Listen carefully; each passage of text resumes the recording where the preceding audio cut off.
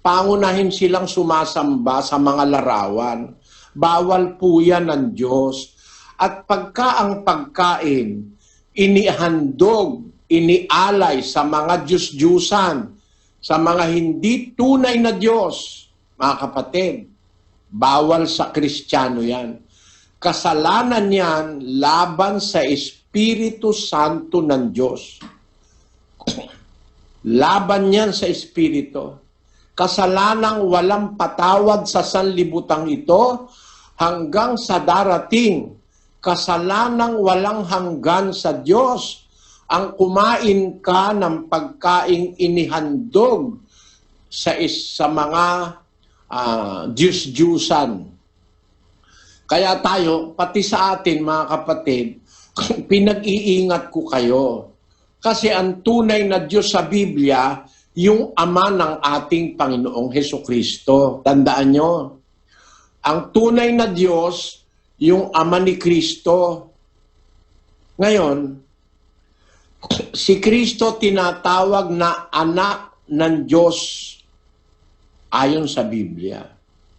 Ang ama niya ang nanganak sa kanya. Basahin natin ang 1:5 ng Ebreo. Sapagkat kanino nga sa mga anghel sinabi niya kailanman, ikaw ay aking anak, ikaw ay aking ipinanganak ngayon, at muli ako'y magiging kanyang ama, at siya'y magiging aking anak. At muli, ang anak ng Diyos, ang Panginoon Kristo, ipinanganak yan ng Ama. Yan ang tunay na Diyos. Yung Ama ni Kristo na nanganak sa Kanya, na makapangyarihan sa lahat, na may gawa ng langit at lupa at ng lahat ng mga bagay na umiiral.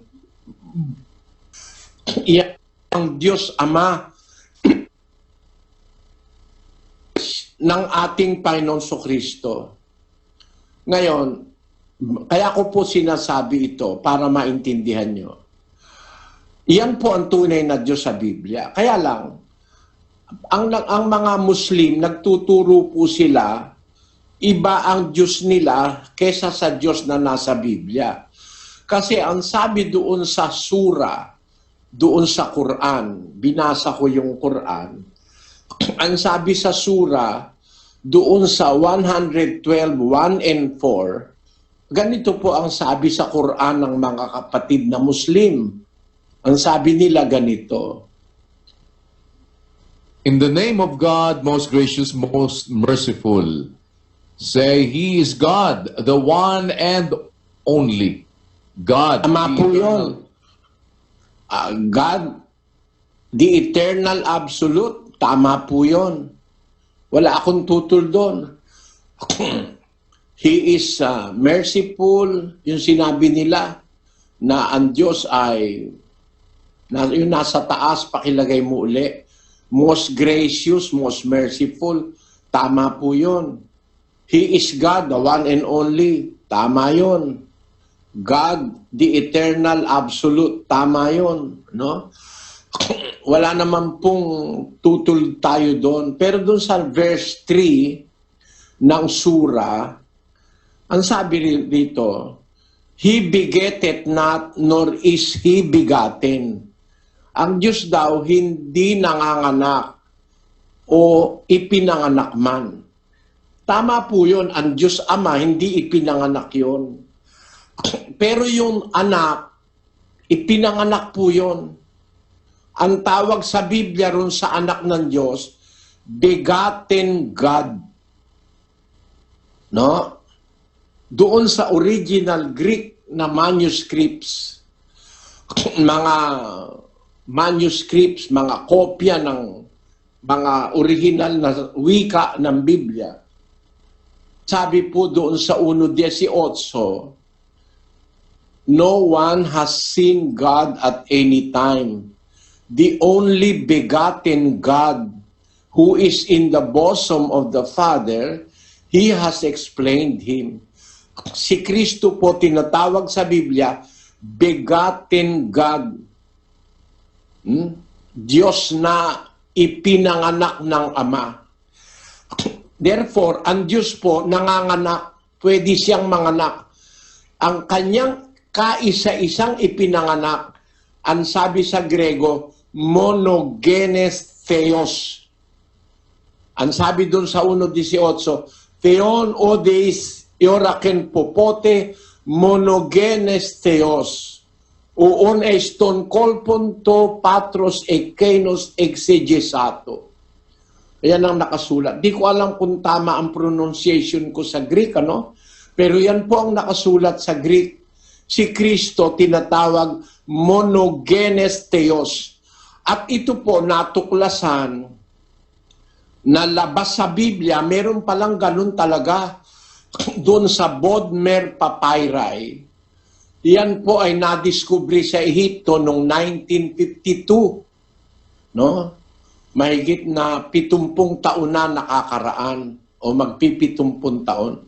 Doon sa Bodmer Papyri, isang dokumento na hindi Biblia, labas ng Biblia ito, may nakasulat na kopya ng aklat ng Biblia na nakalagay monogenes theos. Ayon. Pwede mong i-highlight yon, monogenes theos or the only begotten God. Ito, hindi binabasa ito ng iglesia ni Manalo. Kasi hindi sila naniniwalang si Kristo ay Diyos. No? Pero sa Biblia po, sa mga orihinal at mga matatandang manuskrito, sinasabi na si Kristo, begotten God, bugtong na Diyos, ipinanganak ng Ama, monogenes theos. Ang punto ko rito, iba po ang Diyos ng Muslim sa Diyos ng Kristiyano. Ang Diyos ng Kristiyano, yung Ama, nanganak po yun, ang kanyang ipinanganak ay ang Panginoong Hesukristo. Ito ang tinututulan ng iglesia ni Manalo sa akin doon sa Guagua. Paano mo ikan sasabihin, nanganganak ang Diyos, lalaki yun, sabi niya. Sabi ko, espiritu yun eh. Hindi naman lalaking kagaya mo. Ang espiritu, magagawa niyang manganak. No? Tres, ang sabi ng Panginoon Kristo. Kapatid na Daniel. Ang ipinanganak ng laman ay laman nga, at ang ipinanganak ng espiritu ay espiritu nga. Yan. Ang ipinanganak ng laman, laman nga. Ang ipinanganak ng espiritu, espiritu nga. Ang Diyos siya espiritu, di pwede siyang manganak. Ayon kay Kristo. Pero sa iglesia ni Manalo, hindi sila naniniwalang nanganak ang Diyos. Dapat tayong maniwala, ang Diyos ay espiritu. Sabi ni Kristo, ang ipinanganak ng laman, laman yan. Pero ang ipinanganak ng espiritu, espiritu yan. Di nanganak ang Diyos. Ang kanyang anak na ipinanganak si Kristo. Ang totoo, kahit sa laman, kahit sa physical, may lalaki na nanganganak. Hindi lang siguro alam ni Manalo yon. Gaya nito. Basahin natin ito, kapatid na Daniel. The Biology of Seahorses Reproduction Project Seahorse Zoological Society of London. The male seahorse, rather than the female, becomes pregnant. This unusual mode of reproduction is the most extreme form of male parental care yet discovered, although it arises from a general bias towards paternal care among fishes. Inanin nyo, yung palang tinatawag na seahorse, yung isda na seahorse ang tawag sa dagat, yan po pala, ang nanganganak dyan, lalaki. Pakita natin kung manganak ang dami. Lalaking seahorse, hindi babae ang nanganganak. The male seahorse rather than the female becomes pregnant. Zoological Society of London. Tenyo, libo-libo.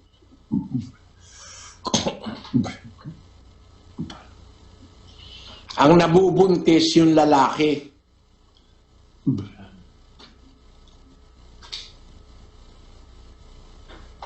Ayan, libo-libong seahorse. Kaya yung sinasabi ng pastor ni Manalo, panay ka mga anak, lalaki yung Diyos, sabi niya. Hindi, kako. Ang Diyos Espiritu. At ang Espiritu nanganganak ayon sa Biblia. Yung Espiritong Diyos na Ama, nanganak yon. Ang ipinanganak nun, yung kanyang bugtong na anak, Espiritu rin yon, si Kristo yon. Na ipinanganak ng Ama. Bago pa nilalangan sa libutan, na ipanganak na ng Ama ang kanyang anak. Ngayon, magkaiba po tayo ng Diyos at saka ng mga Muslim. Ang Diyos ng Muslim hindi nanganganak, kaya hindi sila naniniwalang si Kristo anak ng Diyos. Pero sa Biblia, ang tunay na Diyos nanganak, ang kanyang kaisa-isang ipinanganak ay ang kanyang bugtong na anak. Alam niyo kahulugan ng bugtong na anak? Ibig sabihin, kaisa-isang anak. Kaya, mga kapatid, pagka ang pagkain inihandog sa Diyos ng mga Muslim, umiwas tayong kainin yon kasi magkaiba ang Diyos natin at saka sila. Bayagan natin ang Muslim, bayaan natin sila, igalang natin yung kanilang gusto na ang kinakain nila yung may tatak na halal. Yun pagkain ng mga Muslim, gaya rin naman ng pagkain ng mga Hudyo, yung mga Hudyo ngayon, ang kanilang pagkain may tatak na kosher. Ayan, may McDonald's kosher. Yan ang pagkain ng mga Hudyo. May tatak na kosher. Ang pagkain naman ng mga kababayan nating Muslim, may tatak na halal. Kung iba yung Diyos ng Muslim kaysa sa atin, ang Diyos nila hindi nanganganak, walang anak yung Diyos nila. Sa atin, merong anak ang Diyos, si Kristo. Magkaiba tayo ng Diyos. Kaya pagka inihandog nila sa kanilang Diyos, wag tayong kumain, umiwas tayo nun. Bayaan natin ang mga halal na pagkain, mabili at bilhin ng mga kapatid na Muslim. Wala tayong tutol doon, karapatan nila yon. Pero karapatan naman natin bilang Kristiyano na kumain nung hindi pagkain inialay sa Diyos ng ibang mga relihiyon. Diyos ng Katoliko, inalaya nila ng mga pagkain, huwag kayong kakain. Diyos ng mga Bombay, ng mga Hindu, yung Diyos ng mga Budista, inalaya nila ng pagkain, huwag kayong kakain. Kasalanan yon laban sa Espiritu Santo. Inialay nila sa kanilang Diyos, huwag nating kakainin. Hindi natin dapat kainin ang inialay sa ibang Diyos. Yung ating Diyos kasi na mga Kristiyano, iba sa mga Diyos ng Sintoismo, Confucianismo, ng Baha'i Faith, ng Budismo, ng iba-ibang mga relihiyon. Iba ang kanilang Diyos kaysa sa ating Diyos. Tayo naniniwala ang ating Diyos ang Ama ng Panginoong Hesukristo. Kaya pagka inialay sa ibang mga Diyos na hindi sa Ama ni Kristo, wag nating kakainin yan. Magkakasala tayo laban sa Espiritu Santo. Gusto kong ulitin, kapatid na Daniel, ang 15:20. Kundi sumulat tayo sa kanila na sila'y magsilayo sa mga ikahahawa sa Diyos-Diyusan at sa pakikiapid at sa binigti at sa dugo. Ayan. Ang pangalawang isinulat ni Lucas, salita ni Santiago na galing sa Espiritu Santo. Lalayo tayo sa mga ikahahawa sa Diyos-Diyusan. Nakakahawa kasi sa budhi at sa puso ng tao ang pagkain ng inihanda sa Diyos-Diyusan. Nabasa na natin yung 8:7 ng unang Korinto. Ang mga